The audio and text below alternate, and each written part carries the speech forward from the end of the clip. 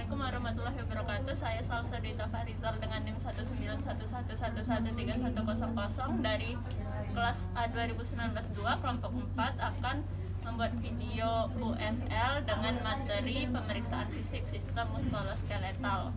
Nah, yang pertama kita ke pasien. Assalamualaikum Ibu, selamat pagi. Waalaikumsalam, selamat pagi Sus. Perkenalkan, saya Perawat Salsa Dita. Ibu bisa memanggil saya Perawat Salsa. Saya bertugas pagi ini dari jam 8 sampai jam 12 siang nanti. Sebelumnya, apakah benar ini dengan Ibu Viola? Benar Sus. Baik Ibu Viola, jadi tujuan saya ke sini adalah untuk melakukan pemeriksaan fisik sistem muskuloskeletal pada Ibu, di mana tujuannya adalah untuk mengetahui apakah terdapat gangguan pada otot atau tulang Ibu. Apakah Ibu bersedia? Bersedia. Baik, itu kita akan melakukannya sekitar 10-15 menit di ruangan ini ya Ibu. Baik, selanjutnya yang pertama kita melakukan pengkajian atau anamnesa ke pasien. Nah, untuk pasien dengan kelainan sistem muskuloskeletal itu biasanya ada 3 keluhan, yaitu nyeri, perubahan bentuk tulang, dan juga disfungsi otot atau tulang. Ibu, saya ingin bertanya, apakah Ibu ada merasakan nyeri, Bu? Nggak ada Sus. Apakah ada rasa kelainan tulang begitu, Bu? Nggak ada Sus. Baiklah Ibu, nah selanjutnya kita bisa mengkaji riwayat penyakit dan riwayat keluarga pasien. Lalu kita mengkaji saat pasien datang tadi, apakah cara berjalannya normal, apakah bahu, lutut, dan pelvisnya simetris, dan apakah ada kelainan yang kita lihat.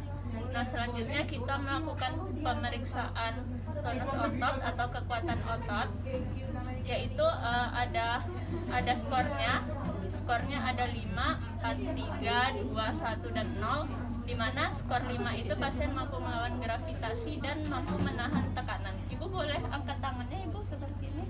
Ya, tahan ya Ibu. Nah, di sini pasien mampu menahan tekanan dan mampu melawan gravitasi, maka skornya 5. Lalu skor 4 untuk pasien yang mampu melawan gravitasi namun tidak mampu menahan tekanan. Ibu boleh angkat tangannya, Bu. Nah, saat kita beri tekanan, tangannya jatuh, itu skornya 4. Lalu skornya 3 jika pasien mampu mengangkat tangan namun lemah dan jatuh sendiri. Ibu boleh angkat tangannya, Ibu. Nah, pasiennya tangannya jatuh sendiri. Lalu 2 jika pasien tidak mampu mengangkat tangan, hanya mampu menggeser sedikit. Ibu boleh angkat tangannya, Ibu.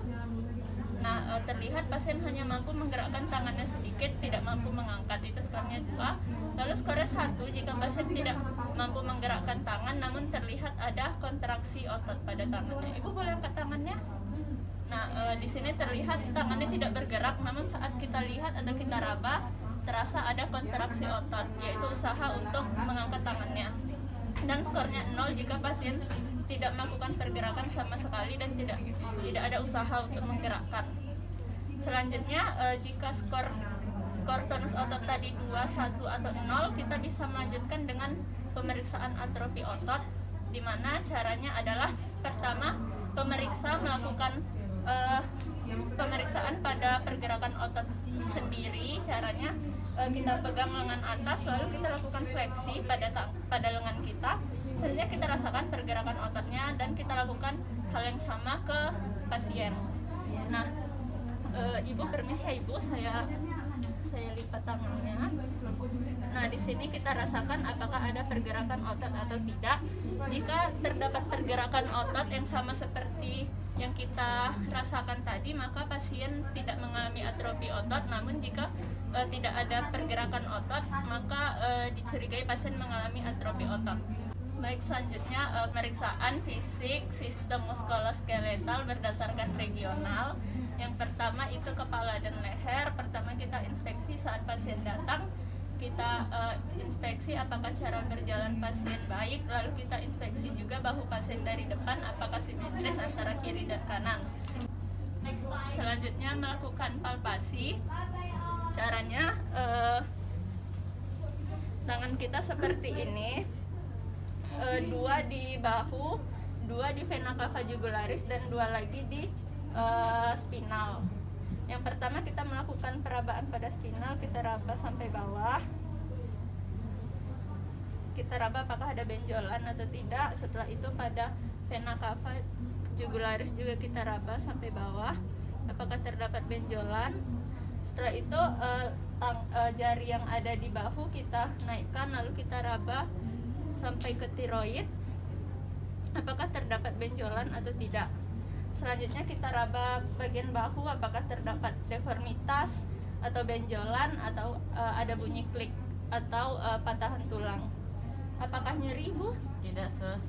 Nah, selanjutnya kita melakukan pemeriksaan fisik bahu kanan kiri. Caranya satu tangan memfiksasi dan satu tangan melakukan perabaan. Apakah nyeri, Bu?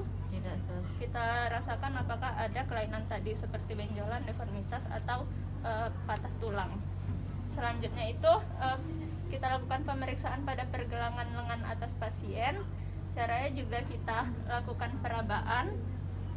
Lalu kita bisa minta pasien untuk menggerakkan tangannya. Ibu boleh gerakkan tangannya ke samping, ke atas, ya, lalu ke bawah. Baik, normal ya Ibu. Nah, setelah melakukan pemeriksaan tadi, kita melakukan pemeriksaan leher lagi. Kita minta pasien untuk melakukan abduksi, aduksi, rotasi dalam dan rotasi luar.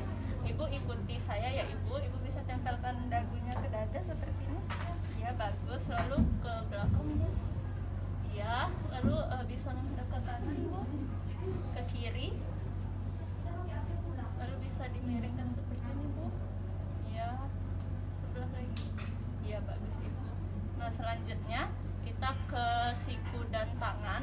Yang pertama pada siku kita lakukan inspeksi apakah terdapat benjolan pada siku pasien. Lalu bisa kita lakukan palpasi dengan tangan, jempol melakukan tekanan dan jari ini melakukan perabaan.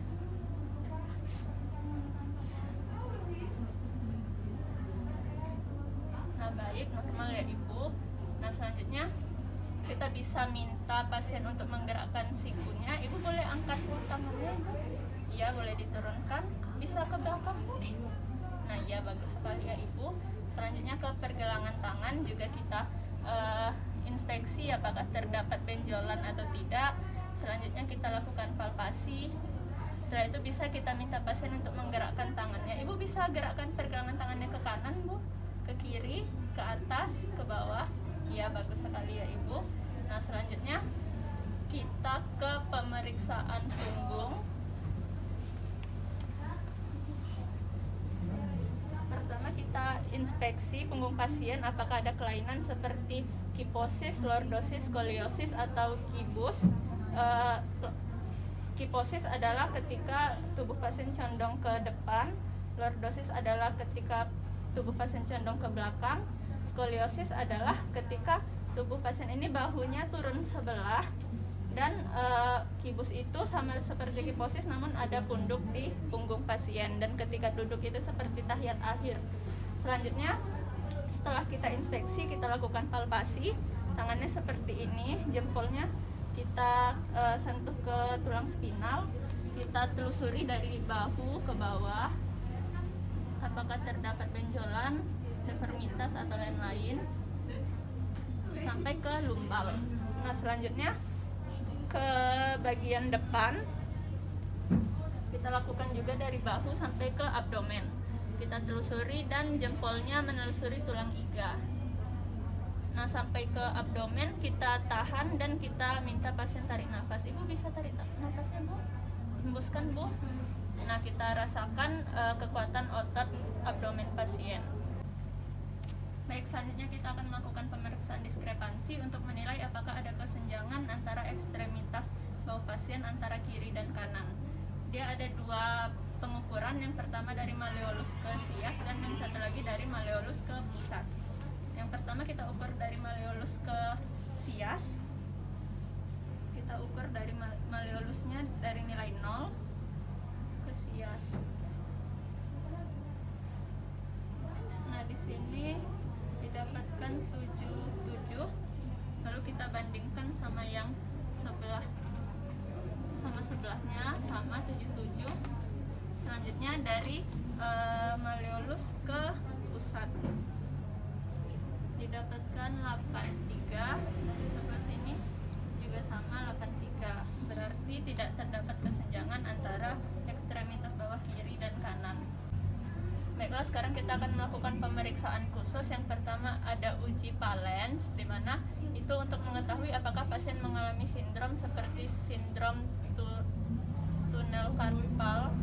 Nah, caranya ibu boleh luruskan tangannya ke depan, lalu dilipat bu, ya tarik. Nah, lalu lipat seperti ini bu. Ya, tahan selama 60 detik ya ibu. Nah, sudah, apakah ada kesemutan ibu? Tidak, sus. Baik, sudah ya ibu. Tidak ada kesemutan ya ibu? Tidak ada, sus. Baik, jadi uji valensnya negatif. Selanjutnya itu uji Tinels. Caranya kita ketuk di pergelangan tangan pasien. Ibu boleh pinjam pergelangan tangannya ibu? Bisa kita ketuk 3 kali. Apakah kesemutan ibu? Tidak, sus. Nah, kita bisa juga melakukannya dengan refleks hammer. Caranya sama, kita ketuk 3 kali. 1, 2, 3. Apakah kesemutan ibu? Tidak, sus. Baik, berarti hasil uji Tinelsnya juga negatif.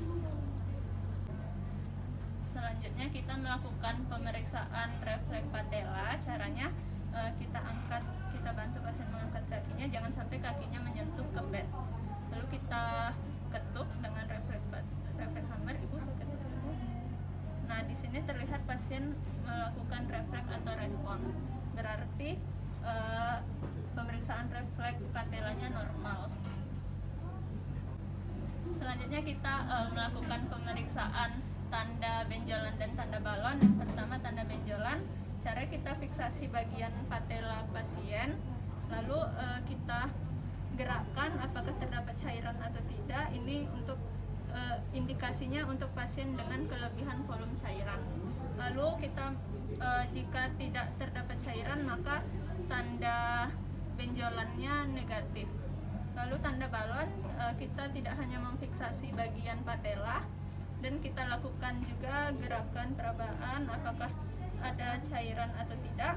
Nah, di sini pasien tidak ada cairan maka tanda balonnya juga negatif. Baik, selanjutnya kita melakukan terminasi ke pasien.